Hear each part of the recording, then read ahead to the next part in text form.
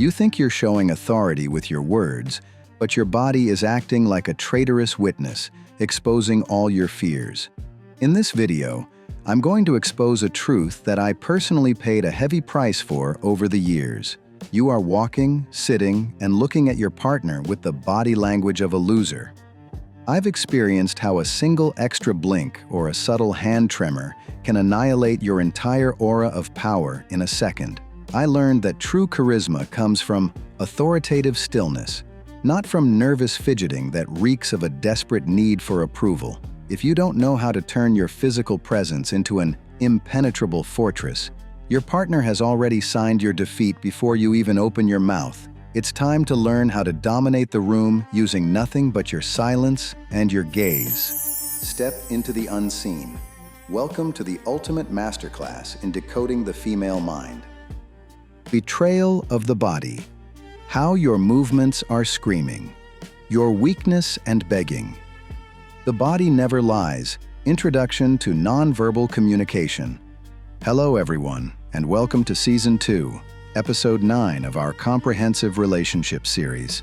We have successfully covered the 8 foundational episodes, and now we are stepping into a realm that accounts for 93% of our communication, but gets less than 10% of our attention.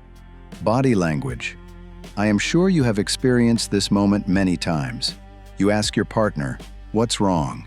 And she replies with a slight frown and a cold voice, "Nothing. I'm fine." Her words say, "I'm fine," but her body is screaming, "I am furious. Stay away from me." In that moment, which one do you believe? If you are smart, you believe the body. Because words can be manipulated and can lie, but the limbic system of the brain, the emotional center that controls our physical reactions, simply cannot lie. It reacts instinctively to the truth. In this season, we are going to learn how to read your partner like an FBI agent. But the goal here isn't to catch them in a crime. It is to achieve a deeper understanding. So many marital conflicts start exactly right here. The mismatch between the verbal message and the nonverbal message. When you say, "I love you," but at the same time you are scrolling on your phone and your feet are pointed toward the exit door, the message your partner receives is not, "I love you." The real message is, "I want to get out of here, and you are not my priority." Let's start with a fundamental principle, the 55-38-7 rule. Professor Albert Mehrabian's research famously suggested that in communicating feelings and attitudes, only 7% of the message is conveyed through the actual words.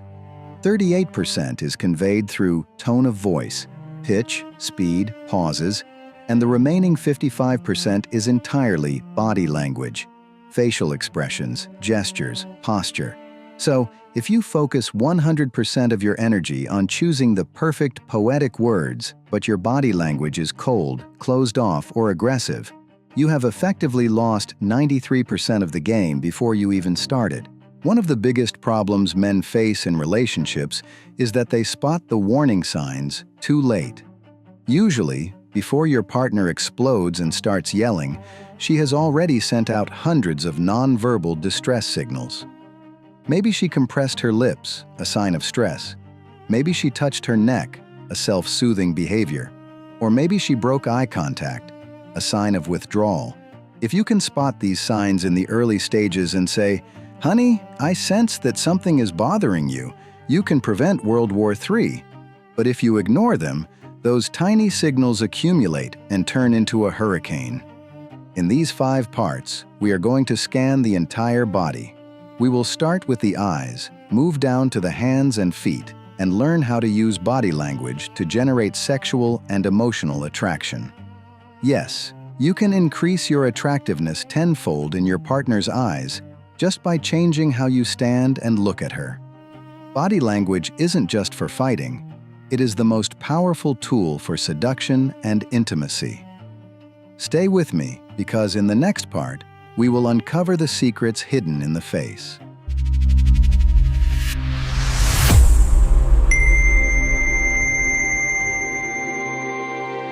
Face reading, micro-expressions, and killer glances. In Part 2, we are zooming in on the face. The human face, with more than 40 distinct muscles, is the most complex signal transmitter in the universe. Let's start with the eyes. They say eyes are the windows to the soul, but scientifically, they are the windows to the nervous system.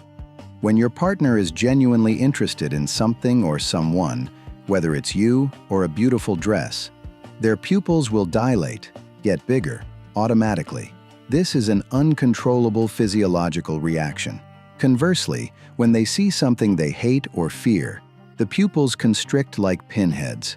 So, on your romantic dates, you need candlelight not just to be cheesy and romantic, but because the dim light forces pupils to dilate, which subconsciously signals attraction to the other person. The next point about eyes is blinking. A sudden increase in blinking rate is a strong indicator of high stress or lying. If you ask your partner a question and they suddenly start blinking rapidly and look away, know that the topic has made them anxious. But the most dangerous eye movement, the one Dr. John Gottman calls a predictor of divorce, is eye rolling. When your partner rolls their eyes while you are speaking, this signifies contempt. It means, your words are not worth listening to. I am superior to you. If you see this, hear the alarm bells ringing. This is not a joke. It is a sign that respect is eroding in your relationship. Now let's move down to the lips. Lips are incredibly sensitive. When we are stressed or hiding something, we often do what is called lip compression, or disappearing lips. We suck our lips inward and press them together. This is a primal instinct to keep things in or control emotions. If you see your partner's lips turn into a thin, straight line, they are under significant pressure, even if they are silent. Also, learn to distinguish a real smile from a fake one. In a real smile, known as a Duchenne smile, the corners of the eyes wrinkle, crow's feet. If your partner smiles with their mouth but the skin around their eyes doesn't move, it's a social smile, or perhaps a sarcastic one. There is no real joy behind it. Another very subtle sign is the nose wrinkle.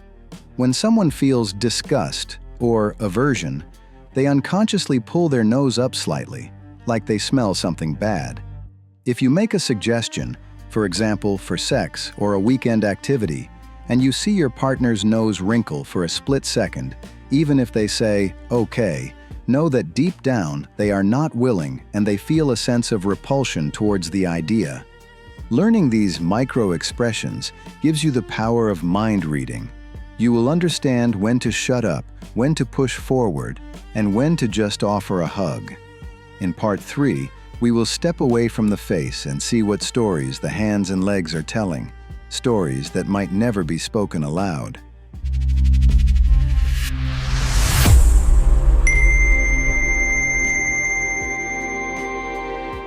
Hands and feet, defensive guard or open arms. Welcome to part 3. Now we want to look at the limbs. Hands and feet are often more honest than the face because we have been trained since childhood to control our facial expressions, to put on a happy face. But we often forget to control our feet. Let's start with the feet, which are the furthest body part from the brain. The direction of the feet indicates the direction of a person's intent. If you are talking to your partner and their torso is facing you, but their feet are pointed toward the exit door, the meaning is clear. I want to leave. Their mind has already left the room, but if their feet are pointed directly at you, it means you have their full, undivided attention. The next topic is crossing arms. Many people say, "Oh, I'm just comfortable crossing my arms." But in the psychology of body language, crossed arms are a defensive barrier. When someone crosses their arms, they are placing a physical shield between their heart and you. Research has shown that when people sit with crossed arms, they retain 38% less information and become more critical of the speaker. If you see your partner cross their arms in the middle of an argument, know that the doors to their logic have slammed shut. In this moment, continuing to argue with facts is useless. You need to get them to open their posture. Hand them a glass of water or suggest taking a walk to physically unlock their body. Gestures are also crucial. When your partner speaks with open palms, it is a universal sign of honesty and openness. It says, "I have nothing to hide." But when their hands are clenched into fists or they are pointing a finger at you, the accusation finger, they are in combat mode. One hidden sign of anxiety is fidgeting with objects. If your partner is constantly playing with their ring, pulling at the hem of their shirt, or tapping a pen, these are displacement behaviors. They are channeling their nervous energy into objects so they don't scream at you. A golden rule about proxemics, physical distance. Every human has an invisible personal bubble, about 18 inches to 3 feet. Entering this zone without permission creates a threat response. In arguments, never, and I repeat, never get in your partner's face. This activates the primitive reptilian brain and shifts them into fight or flight mode. Conversely, when you want to build intimacy, you must enter this zone slowly. If you move close and they don't step back, it means the emotional doors are open. In Part 4, we are going to talk about pacifying behaviors. These are the behaviors that show your partner is internally collapsing and needs immediate help, even if they haven't said a single word. This part could be a lifesaver for your relationship.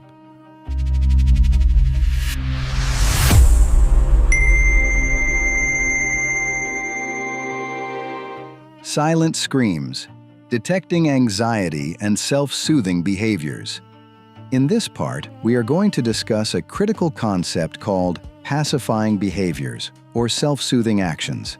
When the human brain experiences high stress, whether from lying, shame, fear, or anger, it needs to calm itself down.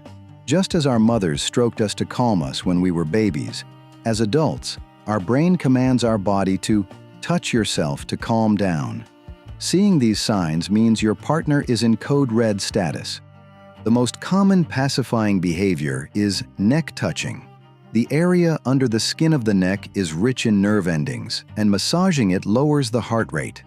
If, during a serious conversation, you see your partner place their hand on the suprasternal notch, the dip at the base of the throat, or rub the back of their neck, pause immediately.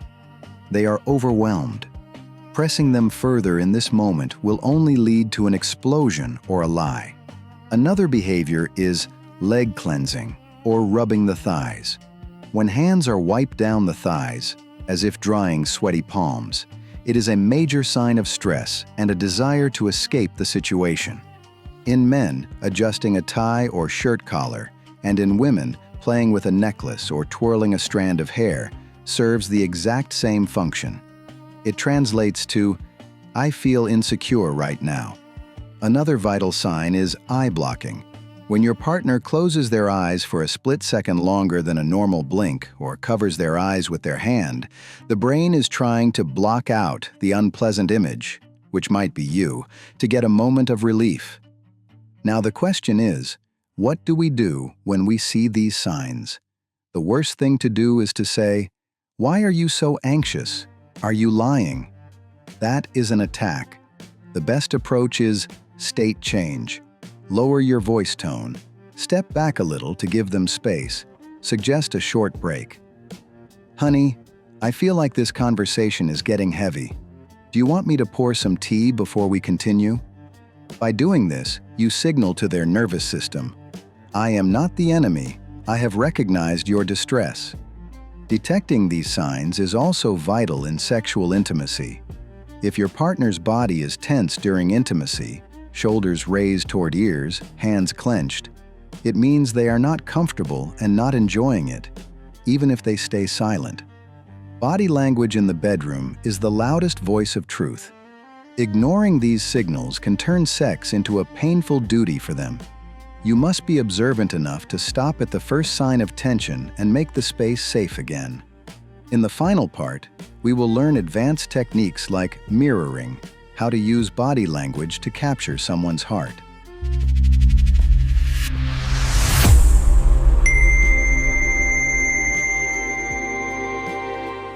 The harmonious dance, mirroring technique, and the power of touch. We have reached the final part of episode 9. So far, we've learned how to read negative signs. Now, we want to learn how to send positive signals and build a magical connection. The most powerful technique in body language for creating rapport is mirroring. Mirroring means subtly and unconsciously imitating the other person's body language. When two people are deeply in love or in a great conversation, they naturally sit like each other. If one leans back, the other leans back. If one speaks softly, the other lowers their voice. You can use this technique consciously. When you want your partner to feel that you get them, match their posture. If she is sitting sideways on the sofa, angle your body slightly too. If she is excited and talking fast, match her energy level. This sends a signal to her brain's mirror neurons. We are alike. We are on the same team. But a warning, this should not look like you are mocking her. It must be done with a few seconds of delay and very smoothly. The next point is the power of touch. Touching releases oxytocin, the love and trust hormone. But touch must be smart. A touch on the arm or shoulder during a conversation conveys support. A hand on the small of the back when entering a room conveys a sense of protective ownership and security. Successful couples have many micro-touches throughout the day. A tap on the shoulder when walking by, holding hands while watching TV. These small contacts keep the emotional battery charged. And finally, heart orientation. Always try to turn not just your head, but your entire chest towards your partner when she is speaking. The chest is our vulnerability center, where our vital organs are.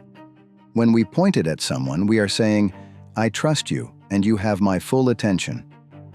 This simple shift has a profound impact on how valued the other person feels. Body language is a new language that takes time to learn. Start observing today, not just your partner, but everyone. In a cafe, on the street, look at hands and eyes. See who is anxious, who is in love, who is lying. And at home, before you react to your partner's words, pause for 1 second and ask, "What is her body saying?" My friends, this was just the start of Season 2. In Episode 10, we will move on to the fascinating and practical topic of tone of voice and the art of delivery. How the same sentence with two different tones can be either romantic or insulting. Stay tuned for the next episode.